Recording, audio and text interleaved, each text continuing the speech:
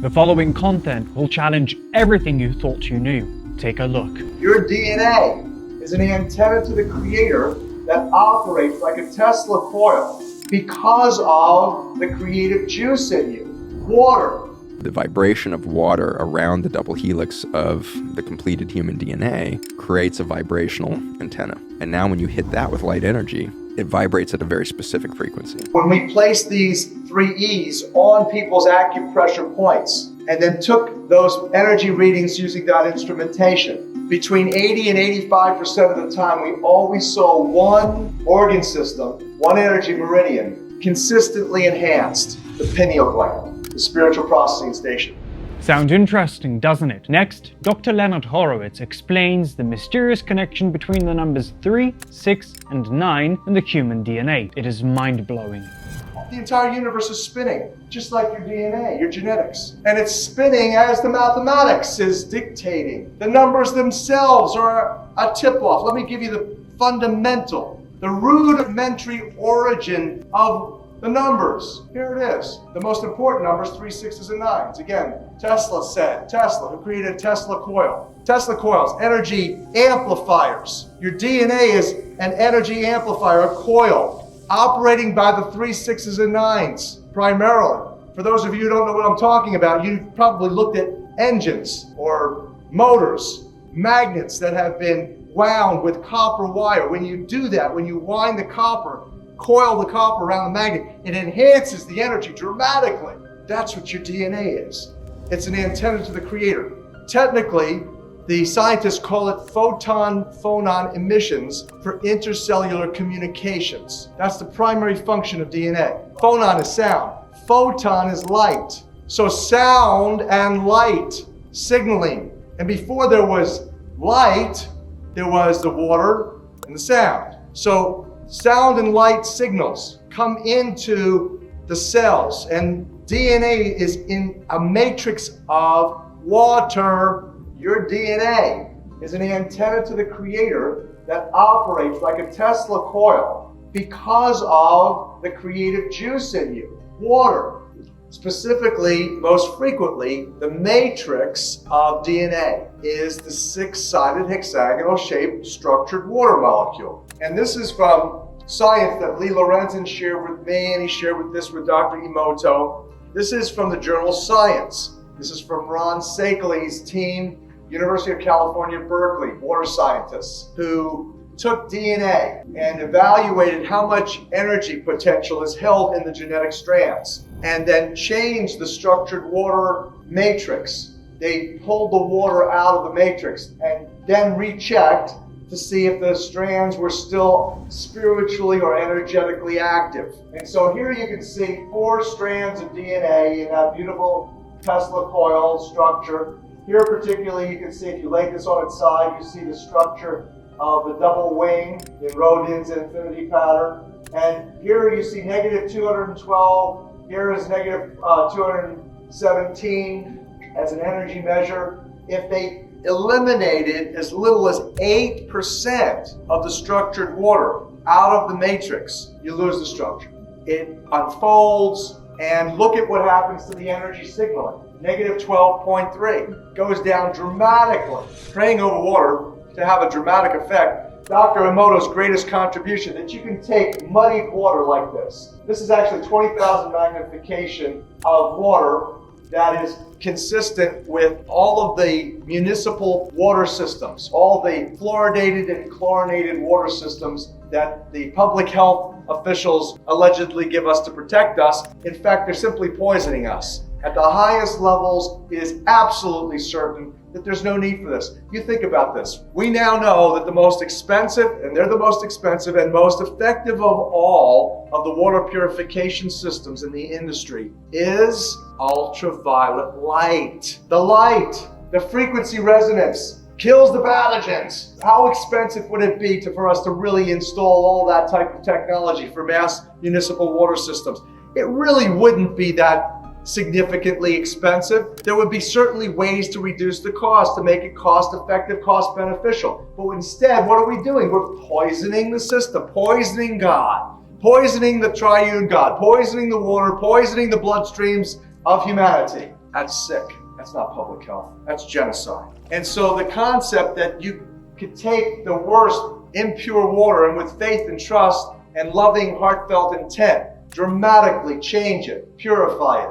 Truth that shall set us free from environmental toxicity.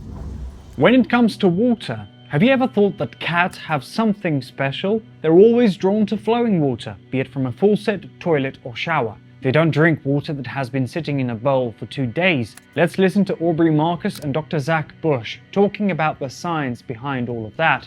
This is very, very interesting.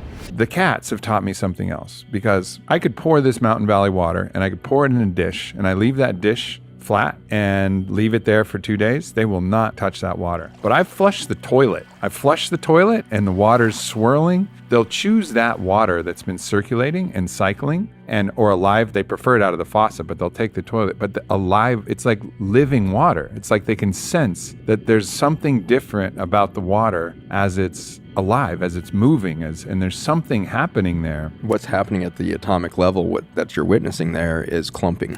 And so when you have stagnant water or water that goes through non-natural flow states, if you put a 90-degree bend in a plumbing line, which there's thousands in every single household, all those 90-degree turns break it out of normal flow state and you get clumping of the water molecules. And so coming out of the tap or sitting in a glass of water that you just poured, typically you've got clumps of 75 to 100 water molecules that are clumped together. And they're in an electrical relationship to each other, a biochemical and kind of colloidal structure. When you put it into a natural vortex around a pebble in a stream or swirling in that toilet bowl as you described, that vortex energy that's there, it breaks that organization of those large clumps, and you can get down to levels of 5, 12 molecules of water, which is now far more biologically active, can be absorbed through cell membranes much better, all of that. So we have certainly learned to kill water through every mechanism that we do in municipal water systems and hydraulics around all of our water systems. But interestingly, as soon as water passes into a cell, which remains one of the most mysterious things in biology, we still don't really know how water gets into a cell, because we just have these passive channels called aquaporins in the surface of cells that have no pump mechanism. We have pumps for everything else: sodium, potassium, minerals, insulin. Like, we have all kinds of ways to get crap into cells. Water being the most important thing for cellular health, we can't figure out how that thing knows how to passively push through a cell. There's no way to suck it in, but it seems to be related to the electrical potential across the cell membrane. So like a battery, the more you insulate between the positive and negative charge, the higher the potential energy there. And so it's by creating this extraordinary charge potential across a very small distance of a cell membrane with perfect resistance through that phospholipid double membrane, you create an enormous electrical charge potential. And it's thought that it's the electrical charge potential that's being produced by the mitochondria as it translates light energy from your food back into light energy, electrons, is creating the electrical opportunity for water to enter the cell. And when it enters, it immediately crystallizes. When you've cut yourself, you've never leaked water out of yourself, which is so weird because you're 70% water. Well, what do you mean? What's blood? Blood is not from the cell, right? So you'll have blood, which is a liquid state, but it's outside of the cell. When you cut yourself, you'll disrupt millions, if not billions of human cells, skin cells, deep dermis, all of this. No water leaks out. And so you're cutting through massive amounts of tissue.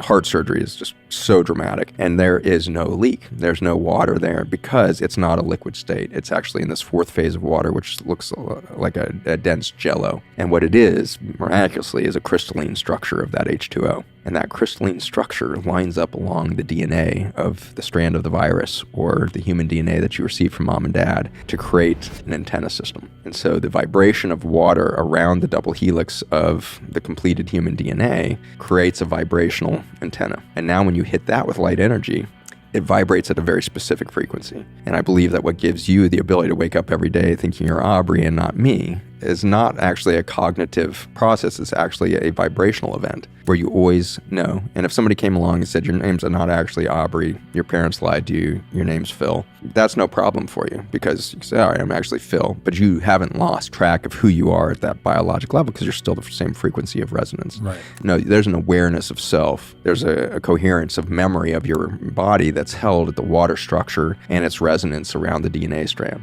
Memory is all in the water. We've never found a database in the brain or peripheral nervous system that allows for long-term memory.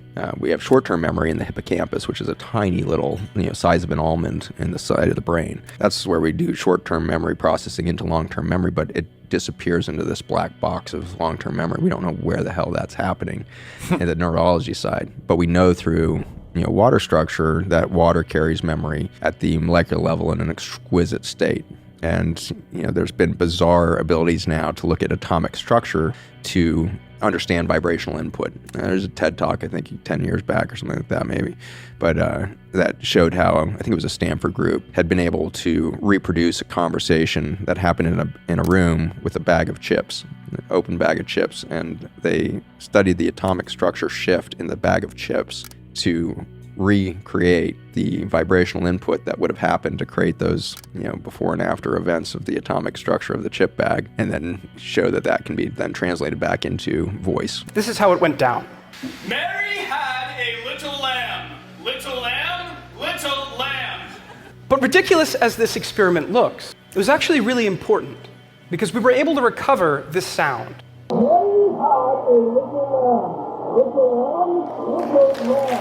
That's mind-blowing even to fathom. I don't even think I even understand it. Nobody really does.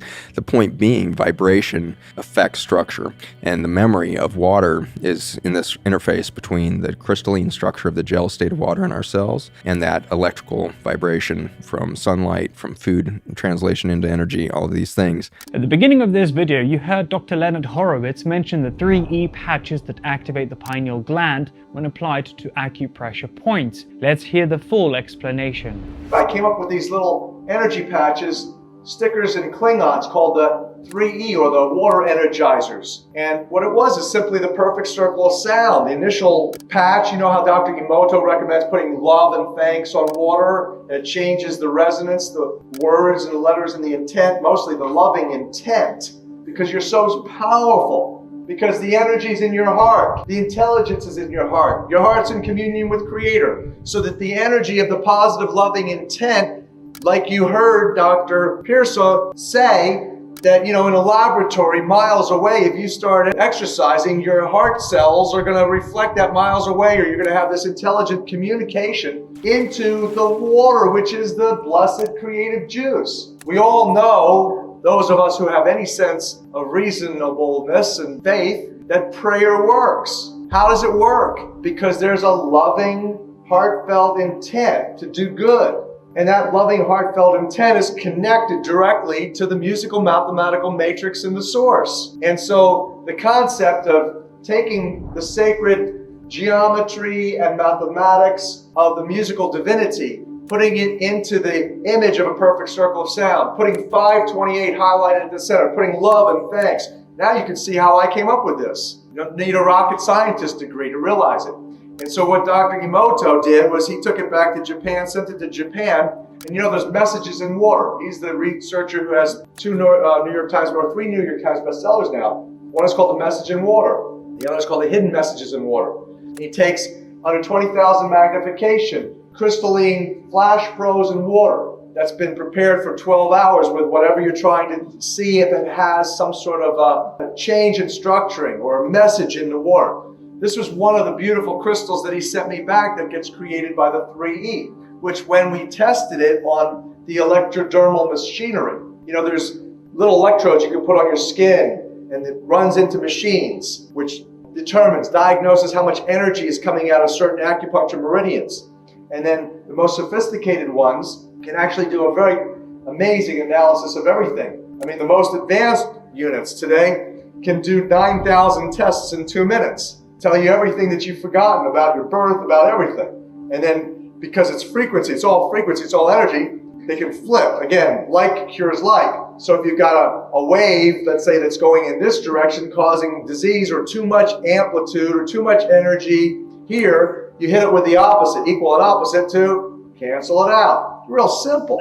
It's based on what I showed you. Creative technology, word, sound, frequency, mathematics, resonance, waveforms, and the technology based on that. This, by the way, is one of the beautiful crystals that Dr. Emoto showed. We pray over water. How about a message in the water that the water's praying for us? Here you have a water molecule, a massive amount. Actually, this is about 1 million water molecules that came together in a specific shape to deliver a message to humanity, which is we're praying for you to get it together. And interestingly enough, when we placed these 3 E's on people's acupressure points and then took those energy readings using that instrumentation, between 80 and 85% of the time, we always saw one organ system, one energy meridian, consistently enhanced, the pineal gland, the spiritual processing station. All this information has kind of shaken my world. I wonder if the water we drink daily is good or not so good for us. I started looking for information about the best drinking water, and I found this video with Dr. Gabriel Cousens, a holistic physician and spiritual teacher known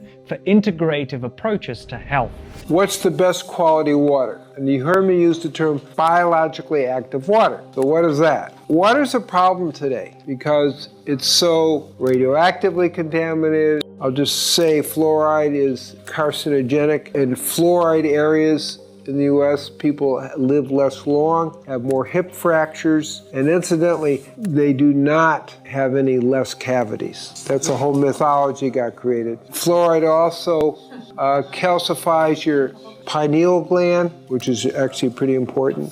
It creates emotional imbalance and makes at least women infertile. Accelerates the aging process significantly into metabolic poison. 1 milligram or more is associated with cancer. Not a good thing. So, okay, but you have all these contaminants in the water. What to do? What to do? Aside from really fresh spring water, which most people don't have access to, the best thing is either water distillation or reverse osmosis. But now, with the amount of radiation, I'm more strongly recommending water distillation because the radioactive nucleotides, when you distill the water, evaporate out. With reverse osmosis, they don't evaporate out, they're still going to stay in the water. With water distilling, you get out the most of everything. From my opinion, distilled water is actually an aggressive water and a dead water. So in a gallon, or basically 4 liters, I will put a pinch of highly active salt. That will give you 50 parts per million, which is a really nice mineral content. That's just step 1. The next thing is, been